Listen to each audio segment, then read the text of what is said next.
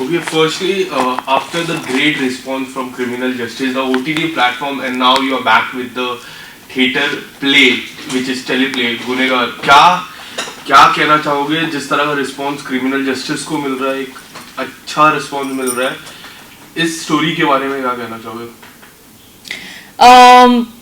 गुनेगार is a teleplay that's being produced by Zee theatre और ये 24 सितंबर को टाटा प्ले में आएगा और 25 सितंबर से D2H एयरटेल प्ले वगैरह पे आ जाएंगे दूसरे स्ट्रीमिंग प्लेटफॉर्म्स पे. This is my third association with Zee theatre. ये मेरा तीसरा टेलीप्ले है उनके साथ. मेरा पहला टेलीप्ले था कुसुम मनोहर लेले, फिर गुड़िया की शादी और अब गुनहगार. मैंने कभी थिएटर नहीं किया है और इस बात का अफसोस है. I would love to make a stage debut because I think you are incomplete as an actor if you have not done theatre, if you have not been on stage.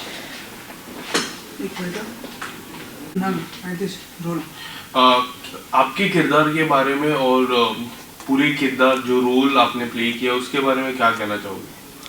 जैसे मैं कह रही थी, since I have never done theatre, मैंने कभी I would love to make a stage debut and I feel I am incomplete as an actor because मैंने theatre कभी नहीं किया है, मुझे मौका नहीं मिला है.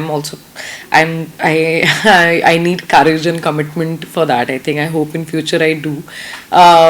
For me teleplay is the closest to that experience to do theatre. ये मेरा तीसरा एसोसिएशन है जी थिएटर के साथ और गजराज जी सुमित के साथ पहली बार काम कर रही हूँ. ए के वेरियस के मैंने कई सारे प्लेस देखे हैं आकाश खुराना के और उनका फिल्म में और वो OTT में जो काम करते हैं वो भी देखते रहती हूँ. So it was a great association collaboration with all of them. Gunehgar is a one location 3 characters की स्टोरी है. त्रिलोक बंसल का रोल प्ले कर रहे हैं गजराज जी and he invites me, Mrinalini, a journalist, to his house for a big scoop, for a story. और वहाँ पर फिर सुमित व्यास भी आ जाते हैं, उस प्लेइंग एन इंस्पेक्टर एंड हम कुछ सुलझाने के चक्कर में उलझ जाते हैं and then we figure out who is the गुनहगार, हु इज़ द विक्टिम. तो उसके बारे में कहानी है और सिंस इट्स थ्रिलर्स के ज़्यादा मैं नहीं बता पाऊँगी. I hope people like it. It was a lovely experience और अच्छे को स्टार्स होते तो मुझे लगता है काफ़ी आपका काम भी निखर कर बाहर आता है. People like Gajraj ji, Sumit, they've done so much work. Gajraj ji so senior, they've both done theatre and acting is so much more in response, in reaction, in listening and their cues. तो आई थिंक जब आपके आसपास अच्छे को स्टार्स होते हैं आपका काम काफ़ी आसान हो जाता है and that's what happened with गुनहगार. And being a journalist student, does that thing brought old memories? फिर से आई वो सारी memories recollect हुई?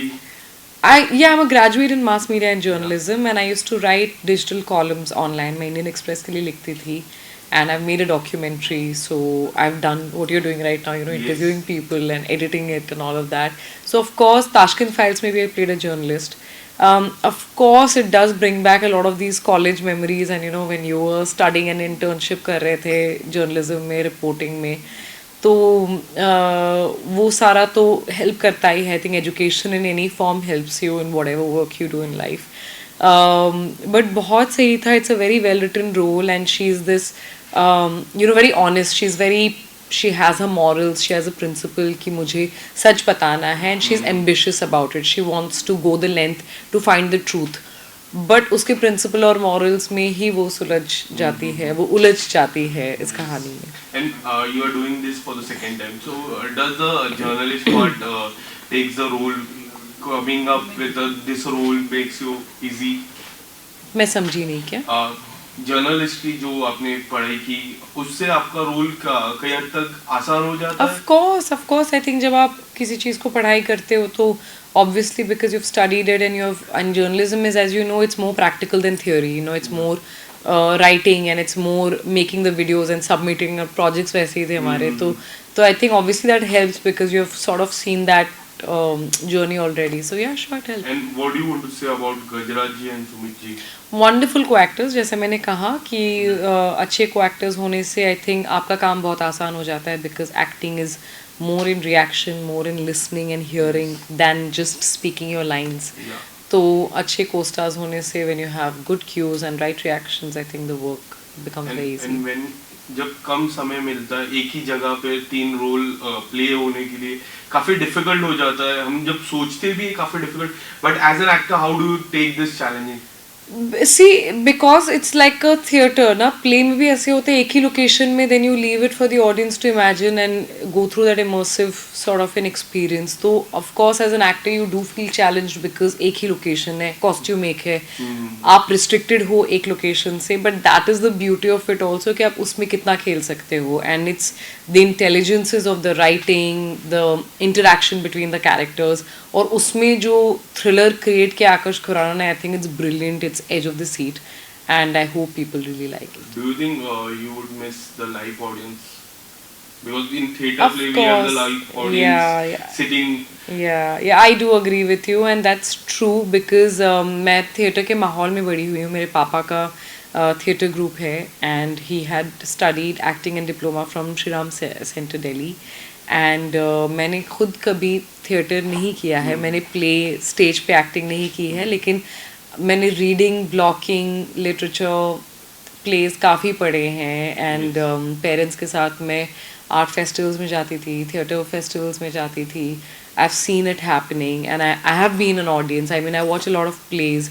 क्लासिकल म्यूज़िक के जो कॉन्सर्ट्स होते हैं, डांस कॉन्सर्ट्स होते हैं, इंडियन एंड वेस्टर्न, मैं अटेंड करती हूँ, और जो लाइव रिएक्शन मिलता है, यू नो, लिटिल वाह, little standing ovation or people clap, I think that instant gratification is or that instant response from audience is of course I do have hunger for that, or because we are camera actors, we always get reviews after it's released, you know, बाद में हमें पता चलता है, which is also great. But yeah, I do look forward to it, and I hope someday I do theater and I get an instant reaction. But if you get a chance to do a theater role, कौन सा किरदार करना आप काफी पसंद करोगे? I don't know. मैं अभी भी डिस्कवर ही कर रही हूँ. मैंने काफ़ी प्लेस देखी हैं और मैं पढ़ती भी हूँ place. If I have to choose a role, actually, I'll think about it. For an example, like a lawyer, now journalist. नहीं वो रोल नहीं, that's a role. But if I have to choose a play, मेरा top of the line वैसा कुछ नहीं आ रहा है. But as an actor, I think it's best to not expect it, and जो आएगा उसको अपनी best ability में present करना. Lastly, what do you want to say? Any small message when it is going to release, where it is going to release, and how much time it is? Okay. तो हमारा teleplay गुनहगार 24 सितंबर को release हो रहा है जी theatre के द्वारा, और इसे आप 24 सितंबर को देख सकते हैं शाम 8 बजे टाटा प्ले में, एंड 25 सितंबर को एयरटेल प्ले, D2H एंड बाकी स्ट्रीमिंग प्लेटफॉर्म्स पे. Thank you. Okay sir, firstly गुनहगार काफ़ी इंटरेस्टिंग है. मैंने देखा promos, the whatever promos I saw, the things look very interesting, very questionable. कहना चाहोगे सर आप, what made you to do this project? यार गुनहगार एक टेलीप्ले है जो हमने जी थिएटर के लिए किया है. जी थिएटर के लिए मैंने काफ़ी काम पहले किया है, और इस बार जब उन्होंने कांटेक्ट किया तो उन्होंने बोला कि जिस टाइप के नाटक हमने पहले किए हैं उस पर कुछ अलग चाहते हैं, एक थ्रिलर या एक मिस्ट्री टाइप का कुछ चाहते हैं, जो मेरे लिए भी नया था. तो मैंने बोला यार ये एक्साइटिंग है, एक सोचते हैं कि एक ऐसी कहानी जो और हो सके तो जो थोड़ा सा एक थिएटर का जो फील है कि एक कमरे में सेट है ये कहानी, और एक्चुअली मतलब जो भी मिस्ट्री है, जो भी सस्पेंस है, वो एक्चुअली सिर्फ बातचीत में हो रही है. जो ये कैरेक्टर्स हैं, और सब कैरेक्टर्स ऐसे हैं जो आपको दिख रहा है वो सच नहीं है, सब अपना कुछ झूठ छुपा रहे हैं, और टेक्निकली सभी गुनहगार हैं किसी तरीके से. तो मुझे वो बहुत इंटरेस्टिंग लगा कि जब आप एक प्ले कर रहे हैं और टेली प्ले कर रहे हैं तो कुछ जो लिमिटेशंस होती हैं वो उसमें आप क्या चाहते हैं कि सबसे पावरफुल 2 चीज़ें हों, राइटिंग और परफॉर्मेंसेस. तो उस हिसाब से हमने सोचा कि ये कुछ ट्राई करते हैं और एक बनाते हैं, और टचवुड बहुत अच्छा बन गया है. गुनहगार काफ़ी इंटरेस्टिंग है. सर आप क्या कहना चाहोगे अपने किरदार के बारे में? और टेलीप्ले एक नई चीज़ हमारी ऑडियंस की तरफ आ रही है, रुक कर रही है, काफ़ी इंटरेस्टिंग लगता है जब टेलीप्ले में कोई भी शो होता है, थिएटर जैसी फीलिंग आती है. सर आप क्या कहना चाहोगे? नहीं, वही मेरे को बहुत इंटरेस्टिंग लगता है ये मीडियम. चूँकि हम उतना रेगुलरली आजकल थिएटर नहीं कर पा रहे हैं, और कोविड के दौरान खासकर लोग थिएटर जा भी नहीं पा रहे थे, देख भी नहीं पा रहे थे। तो ये एक बहुत अच्छा इनिशिएटिव है जी थिएटर द्वारा, क्योंकि इस माध्यम से लोग नाटक देखेंगे और हो सकता है नाटक अगर उन्हें पसंद आए बार बार देखने पर, तो हो सकता है वो स्टेज में भी इसे देखना चाहें। और शूटिंग वाइज भी जैसा हम शूट कर रहे थे, ऑल्दो 3 दिन में हमने ये शूट किया है, पर हम एक सीन पूरा एक साथ करते थे, तो वो काफ़ी थिएट्रिकल अप्रोच है। एक बॉक्स सेट में शूट हो रहा है और एक रिदम होती है हर सीन की, तो वो हम बरकरार रख पा रहे थे। और उसका बहुत बड़ा श्रेय आकर्ष को भी जाता है, क्योंकि वो आते हैं थिएटर बैकग्राउंड से, तो वो उस बात को समझते हैं। और एक्टरों को भी करने में मजा आता है। तो बहुत अच्छा अनुभव रहा। और किरदार के बारे में क्या कहना चाहोगे अपनी? बहुत अच्छा किरदार है। इंस्पेक्टर ओम मेरे किरदार का नाम है। मैं जैसा हूँ उससे काफ़ी विपरीत है वो किरदार, और वैसा ही करने में मज़ा भी आता है एक्टरों को। काफ़ी एग्रेसिव है वो, और लेयर्ड है। ऐसा नहीं है कि वो गुस्सैल है तो बुरा इंसान है, है ना, और ऐसा नहीं है कि वो सिर्फ मुस्कुरा के बात कर रहा है तो अच्छा इंसान है। तो मुझे वो उस किस्म का कंटेंट बहुत पसंद आता है, जहाँ पर हम ब्लैक और वाइट के बीच में क्या हो रहा है वो एक्सप्लोर करने की कोशिश करते हैं। इससे पहले आपने कभी थिएटर प्ले किया है? इससे like have you done the real theatre play? Real theatre किया है मैंने, मैं असल में वही करता था पहले। क्या डिफरेंस लगता है teleplay and theatre play में? कोई डिफरेंस आपको दिखता है? वो लाइव होता है। यस, नाटक तो लाइव होता है, उसमें ऑडियंस आपके सामने होती है, तो करीब करीब आप और ऑडियंस जो है एक साथ कई सारी चीज़ें अनुभव कर रहे होते हो। आप एक चीज़ महसूस करते हो और उसे एक्सप्रेस करते हो, और अगर अच्छे से करते हो तो ऑडियंस भी वो महसूस करती है। तो एक किस्म की एनर्जी होती है जो दोनों के बीच उस समय होती है, तो उसका अनुभव बहुत अलग होता है। As an director how do you see this medium? क्या चेंज आपको लगता है फ्यूचर में? किस तरह से, जैसे ओटीटी प्लेटफॉर्म है now, it's the era of OTT platform, जो टेली प्ले है, वो एक लगता है आपको कि बड़े लेवल पे होने वाला इन फ्यूचर? देखिए, मुझे ऐसा लगता है कि ना ये कोई मीडियम या कोई प्लेटफॉर्म दूसरे को रिप्लेस नहीं कर रहा, ये सब साथ में रहने वाले हैं। अब जैसे ओटीटी का ज़माना है, कहना आसान होता है, लेकिन आरआरआर सबने जाकर थिएटर में देखी, और वो मतलब वो नेटफ्लिक्स पे भी चल रही है और मतलब सिनेमा हॉल में भी चल रही है। आई थिंक अब सबको कोएग्जिस्ट करना पड़ेगा, साथ में रहेंगे। हाँ, अपॉर्चुनिटीज़ बढ़ रही हैं, प्लेटफॉर्म्स बढ़ रहे हैं, तो मतलब मीडियम बढ़ रहे हैं, तो उससे सबका फ़ायदा हो रहा है, बिकॉज अलग अलग किस्म की कहानियाँ हम बोल पा रहे हैं। और अब मतलब इतना सारा कंटेंट हो गया है, तो एक बहुत इंटरेस्टिंग चीज़ ये हो गई है कि हर कंटेंट का अपना ऑडियंस होता है और हर ऑडियंस के लिए कंटेंट है। तो सब लोग सब नहीं देख सकते, अब उनको चुनना पड़ता है, और वो चुनने में भी मतलब जो उनकी पसंद है, तो आज आपकी पसंद का कुछ ना कुछ तो मिल जाएगा आपको, और हर किसी की पसंद का कुछ ना कुछ मिल जाएगा। तो जैसे ऑफ कोर्स जैसे सुमित ने कहा कि एक टेलीप्ले करने से उसकी रीच बहुत ज़्यादा है। जैसे मैं अगर एक बहुत ही सक्सेसफुल नाटक रंगमंच पे करूँ, तो मतलब एक शो में मैक्सिमम 1000 लोग देखने आएंगे, वो भी अगर फुल हाउस रहा, नहीं तो ज़्यादातर तो हम लोग 250-300 लोग के लिए परफॉर्म कर रहे हैं एक टाइम पे। ये तो मतलब एक बार प्लेटफॉर्म पे आए तो करोड़ों लोग देख सकते हैं, मतलब देखना चाहेंगे जितने भी वो तो आएंगे, लेकिन क्या है कि रीच इतनी ज़्यादा हो गई। ऑल्सो हो सकता है कि ये ऐसे शहरों में लोग देख रहे हैं जहाँ पे शायद कोई अच्छा रंगमंच हो ना, जहाँ उनको मतलब अपॉर्चुनिटी ना मिले ऐसे नाटक देखने की या ऐसे एक्टरों को देखने की, जो मतलब इस टाइप के कंटेंट में शायद उनके पास वो मौका ना हो। तो रीच ऑफ कोर्स बहुत ज़्यादा है, बट वही मतलब आई थिंक ख्वाहिश यही है कि ये जो कह रहे हैं कि दोनों तरफ से दोनों माध्यम का फायदा हो। थिएटर की वजह से टेलीप्ले को कहानियाँ मिले, टेलीप्ले की वजह से लोगों को और कहानियाँ देखने को मिले, और शायद टेलीप्ले की वजह से लोग और रंगमंच पे आए। तो वो एक आई थिंक सबको एक दूसरे को एक सपोर्ट करना पड़ेगा, और ऑटोमेटिकली सब साइमल्टेनियसली कोएग्जिस्ट करेंगे। तो और सबसे बड़ा क्या रीजन था टेलीप्ले में? रंगमंच पे भी आप ला सकते थे ये सेम कंटेंट वाइज, बट आपने टेलीप्ले चूज किया, कोई ऐसा पर्टिकुलर रीजन था? देखिए, मैंने बहुत सारे अपने ही नाटक को टेलीप्ले बनाया है। ये पहली बार है कि हम डायरेक्टली टेलीप्ले के लिए एक कुछ कंटेंट कर रहे हैं, बट ये इसलिए है कि एक डेफिनेटली मेरे लिए 2 चीज़ें हैं। एक तो रीच है कि जितने सारे लोग देख सकते हैं ये, और क्या है कि गुनहगार करते हुए हमें इतना मजा आया कि सुमित और हमने ये भी डिस्कस किया कि स्टेज पे कर लेते हैं, कि मतलब क्योंकि एक्टरों को भी मजा आया उस तरह से तो करने में। और दूसरा मेरे लिए क्या है ना, मैं कैमरा के साथ भी काम कर सकता हूँ, फिल्में भी बना चुका हूँ, थिएटर भी कर चुका हूँ। मेरे लिए ये एक एक्सपेरिमेंट बहुत इंटरेस्टिंग है कि दोनों चीज़ों को कैसे मिश्रण किया जाए। ऐसा लगता है कि मेरी ही मतलब पर्सनैलिटी के दो भाग हैं, उनको कैसे साथ में किया जाए, एक्सपेरिमेंट किया जाए। देखिए अगर आप देखेंगे ना, जब कोई बोलता है टेलीप्ले, तो लोग पहले सोचते हैं जो दूरदर्शन पे नाटक देखते थे ना, कि एक कैमरा दो कैमरा लगा दिया नाटक चल रहा है। और शुरुआत ऐसे ही हुई थी, मतलब जी हो या सिनेप्ले हो, जो भी शुरुआत वैसे हुई थी।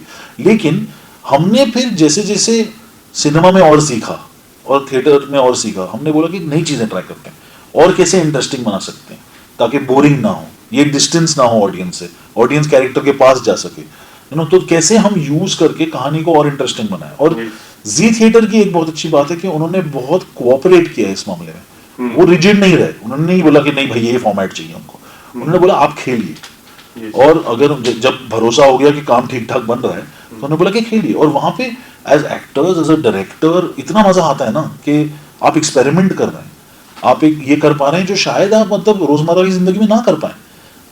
तो वो एक मेरे लिए बहुत एक्साइटिंग होता है कि एक्सपेरिमेंट करने का मौका मिले और लोग ये कहानी देख सकें। पर हम जब बात करते हैं कोई भी किरदार के बारे में, जिस तरह से रीच बढ़ती है, टेलीप्ले की रीच आपको लगता है उस तरह की बढ़ेगी जिस तरह जो थिएटर वाइज रीच रहती है?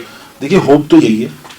और मुझे ऐसा लग रहा है कि अगर हम जैसे जी थिएटर से आप अगर डिस्कस करें तो काफ़ी सारे जो उनके प्लेज हैं टेली प्लेज, वो काफ़ी सक्सेसफुल रहे हैं। और मतलब वो हर 3 महीने किसी और प्लेटफॉर्म पे आ जाते हैं, तो वो घूमते रहते हैं। नाटक क्या होता है कि आप करते हैं, शुरू होते हैं, अब 15 शो या 20 शो या 100 शो बाद बंद कर देते हैं, एक्टर भी बूढ़े हो जाते हैं।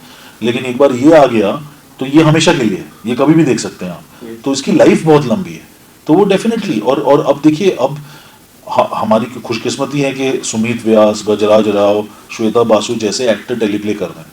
Correct. तो ऑटोमेटिकली मतलब वो टेलीप्ले का रीच और बढ़ेगा क्योंकि इनकी फैन फॉलोइंग है। तो क्योंकि ये लोग अपना थिएटर का जो अनुभव रह चुका है, शायद ज़्यादा नहीं कर पाते, मिस कर रहे थे, इस चक्कर में आकर एक टेलीप्ले कर दिया। बट अभी ये आकर्षित हो गया ना मामला, ये कास्ट को देखने के लिए तो आप थिएटर वगैरह छोड़ मीडियम भूल जाइए। आपको ये एक्टर पसंद है, जो भी मीडियम है आप देखेंगे, तो मतलब उससे भी फायदा हो रहा है कि आज को मतलब ये एक्टर्स आकर प्रोत्साहन दे रहे हैं, तो टेलीप्ले को भी मदद हो रही है। सुमित जी, मेरा सवाल आपसे रहेगा, जिस तरह हम theatre as an theatre artist हम ऑडियंस के सामने परफॉर्म करते हैं, क्या आप इस किरदार के सामने ऑडियंस को कई हद तक मिस करो? लाइव ऑडियंस की मैं बात करो, जो लोगों अब तो मोबाइल पे देख सकते, कहाँ पे भी देखते, बट लाइव ऑडियंस का फीलिंग कुछ अलग होती। क्या ये किरदार में आप लाइव ऑडियंस को मिस करोगे? नहीं, मतलब वो डिपेंड करता है आप क्या, किस माध्यम के लिए आप काम कर रहे हैं। अगर हमें पता है कि हम शूट कर रहे हैं एक चीज कैमरा के लिए बना रहे हैं, तो जाहिर सी बात है कि उस समय में उस ऑडियंस को मिस नहीं करूंगा, क्योंकि मैं इस माध्यम में वो काम कर रहा हूँ। जैसे सिंगर है, सिंगर रिकॉर्डिंग स्टूडियो में भी गाना गाता है और स्टेज पर भी गाना गाता है। रिकॉर्डिंग स्टूडियो में वो जाहिर सी बात है ऑडियंस को नहीं मिस करता है, लेकिन उसका ये मतलब नहीं कि उसे गाने में कम मजा आ रहा है। और सिमिलरली स्टेज पर जब वो जाता है तो उसका अपना एक रस होता है वहाँ परफॉर्म करने का, तो वो अलग है। इसके अलावा गजराज जी भी है, श्वेता जी भी है, उनके किरदार के बारे में कुछ हमारे ऑडियंस को बता दीजिए। गजराज जी एक त्रिलोक कुमार बंसल नाम का कैरेक्टर प्ले कर रहे हैं, जो कुछ मिस्टीरियस से कैरेक्टर है, आप उसके बारे में ज़्यादा जानते नहीं हैं। पूरी कहानी उनके घर पे होती है।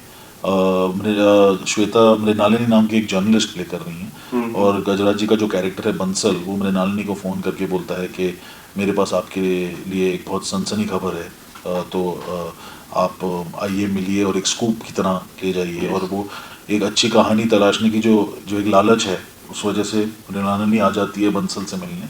पर पहुंचने के बाद उसे पता चलता है कि यहाँ माजरा कुछ और है। और इसी माहौल में जो इंस्पेक्टर ओम है, जो जिनका मृणालिनी के साथ एक रिश्ता है, वो वहाँ पहुँच जाते हैं। और वो भी मतलब थोड़े से कंफ्यूज होते हैं कि मुझे यहाँ क्यों बुला गया है, यहाँ पे ये लड़की क्या कर रही है, ये आदमी कौन है। और तब आपको धीरे धीरे पता चलता है कि वो 3 लोग उस सिचुएशन में क्यों आए हैं। तो उससे आगे तो कुछ कह नहीं पाऊंगा, पर ये है, ये पूरा तीनों कैरेक्टर के बीच में जो एक इंटरप्ले है, जो एक खेल खेला जा रहा है, वो कहानी है। काफी सारी सस्पेंस है कहानी में। सर, आपसे जानना चाहूंगा, what was your thought process to take on this role? Aakash Khurana, that's why I took on this role. क्या कहा आकाश सर ने पहले? That we are doing a play, will you act? I said yeah. और आपने script नहीं सुनी? क्या script सुनने के बाद कुछ बट नहीं, मैं वो सब नहीं करता। वो हाँ वो मेरे पे ज्यादा जिम्मेदारी बढ़ जाती है। हाँ। मुझे जब भी कोई काम देता है तो सुमित व्यास को मेरा पहला कॉल जाता है कि मतलब अगर उस एज ग्रुप में कोई कैरेक्टर है तो पहला कॉल उनके पास जाता है। और अगर उनके पास डेट्स होते हैं तो वो यूजुअली ना नहीं बोलते, कभी कभी डेट्स बना भी लेते हैं। और एक मेरे लिए बहुत फॉर्चुनेट चीज़ है सुमित के साथ, जो मेरा एक्सपीरियंस रहा है, जो अब 15-20 साल से हम लोग काम कर रहे हैं, कि वो स्क्रिप्ट लास्ट मांगते हैं। तो कभी कभी सेट पे भी बोलते कि क्या है भाई कहानी। वो हमने इससे पहले लगभग तो शो किया था तो तब भी बोला था कि मैं शो बना रहा हूँ, इस तरह का एक कैरेक्टर है, विल यू डू दिस? या आई डू। सामने ही इनका ऑफिस है, मैं चला गया मिलने। इज इट लाइक सर के साथ या फिर बहुत सारे ऐसे डायरेक्टर सब जगह मैं ऐसे चांस नहीं लेता, ये थोड़ा प्रॉब्लम हो जाएगा, मैं फंस जाऊंगा। हाँ, बट चूंकि हम बहुत सालों से एक ये दूसरे बहुत को सालों से जानते जानते हैं और मैं एक्चुअली इनके काफी सीक्रेट जानता हूँ, तो मैं थोड़ा ब्लैकमेल कर लेता हूँ। क्या ये मेन रीजन है? हैं, ये भी है। हाँ, और इसके अलावा आपने जिस तरह कहा कि लाइक आपके अगेंस्ट ये रोल है जो आप रियल लाइफ जी। पर कोई ऐसी दो सिमिलरिटी जो आपको लगती है कि हाँ ये मेरी रियल लाइफ से मैच करती है इस रोल के बारे में? मतलब आप जब भी कोई एक्टर एक कैरेक्टर निभाता है तो जाहिर सी बात है वो अपनी लाइफ से भी बहुत सारी कुछ चीजें उसमें डालता है, क्योंकि हवा से तो हम चीजें नहीं उठा सकते। उसके बिहेवियर पैटर्न को वो समझेगा और उसके बाद सोचेगा कि मैं अपनी लाइफ से क्या क्या बोरो कर सकता हूँ राइट। इस कैरेक्टर के लिए। तो उस लिहाज से जिस तरह से मैं चीज़ों पे रिएक्ट करता हूँ उसी में ट्वीक कर करके आप उस कैरेक्टर को बनाते हैं, थोड़ा उसमें से लेते हैं, थोड़ा और लोगों को आपने ऑब्जर्व किया है लाइफ में, उनके बिहेवियर को आप स्टडी करते हो, तो उनमें से भी आप चीज़ें चुराते हो और फिर उसको एक मिक्सर में डाल के और उसका एक स्मूदी बना के फिर आप एक कैरेक्टर बनाते हो। एंड जब हमारे एज एन एक्टर जब हमारे पास लाइक कम टाइम रहे और इतना सारा प्ले करना, how do you prepare yourself as an actor? I am always prepared. कुछ ऐसी प्रिपरेशन, कुछ ऐसी तैयारी जो आप करते हो? नहीं, तो मुझे ये लगता है कि एज एक्टर्स जनरली लाइफ में you have to be observant as actors, writers, as artist. अमूमन आप देखेंगे कि जो लोग लिखते हैं या क्रिएट करते हैं वो इंटरेस्टिंग जगहों पे जाना चाहते हैं, इंटरेस्टिंग लोगों से मिलना चाहते हैं, वियर्ड लोगों से मिलना चाहते हैं, अलग अलग अनुभव करना चाहते हैं लाइफ में। वो क्यों करते हैं? वो इसलिए करते हैं क्योंकि यहाँ से उनको खुराक मिलती है अपनी कला के लिए। तो लाइफ में आप इन जनरल जब आप जी रहे हैं तो आप हर बार चीज़ों को हल्के अलग नज़रिए से देखते हैं, है ना। जो कुछ चीज़ें उनको लगता है कि अरे यार इस आदमी ने मेरे साथ बदतमीजी की, तो अगर एक आम इंसान अगर उस पर रिएक्ट करके कुछ उससे झगड़ा करेगा, हो सकता है एक आर्टिस्ट उसको करने देगा थोड़ी देर, क्योंकि शायद उसको उसमें से भी कुछ इंटरेस्टिंग मिल रहा है। या कोई अगर एक इंसान है जो बहुत बोर कर रहा है तो हो सकता है नॉर्मल इंसान वहां से चला जाए, लेकिन एक्टर होगा, राइटर होगा, वो उसके साथ भी बैठेगा क्योंकि उसमें भी उसे कुछ मिल रहा होता है। इसकी पर्सनैलिटी में कोई एक क्वर्क है जो शायद मैं कहीं इस्तेमाल कर पाऊँ। तो ये तैयारी आपकी ताउम्र चलती है। सर कितने समय का प्ले होगा ये? ड्यूरेशन टाइम कितना होगा? कितना लंबा है ये? कितना लंबा होगा? ये गुनहगार 1 घंटे का टेली प्ले है। Yes. एक काफ़ी टाइट 3 लोगों की कहानी है और उस 1 घंटे में काफ़ी कुछ होता है, बट हाँ 1 घंटे का है। लास्टली ऑडियंस को क्या मैसेज देना चाहोगे और कब आने वाला है ये जी थिएटर प्ले में? तो गुनहगार रिलीज हो रहा है 24 तारीख को, 24 सितंबर को वो आ रहा है टाटा प्ले पे, और 25 तारीख को अगले ही दिन वो DTH, डिश टीवी और एयरटेल लाइव पे आ जाएगा। तो सब लोग वहाँ देख सकते हैं। और ऑडियंस से मतलब यही दरख्वास्त करेंगे कि देखें, कोशिश करें। अगर आपको टेलीप्लेस पसंद है तो ये बहुत ही उम्दा टेलीप्ले है। अगर आपने कभी टेलीप्ले नहीं देखा तो पहला टेलीप्ले इससे बनाइए, बिकॉज ये बहुत अच्छे से बना है, परफॉर्मर्स बहुत अच्छे हैं और कहानी काफ़ी रोमांचक है। तो हो सकता है कि अगर टेलीप्ले की दुनिया में ये आपकी शुरुआत है तो शायद आप हमेशा के लिए हुक हो जाए। Any small message sir from your side? नहीं, यही है। आई मीन एक इंटरेस्टिंग, एंगेजिंग कहानी है, एंटरटेनिंग कहानी है, अच्छे परफॉर्मेंसेस है, अच्छा डायरेक्शन है, तो उसे देखें और उसका आनंद लें। मैसेज तो क्या है कि अभी आजकल सब लोग मैसेज दे रहे हैं ट्विटर से, लेकिन मैसेज क्या देना, सबको सब पता है। Thank you so much, guys. All the best. Thank you.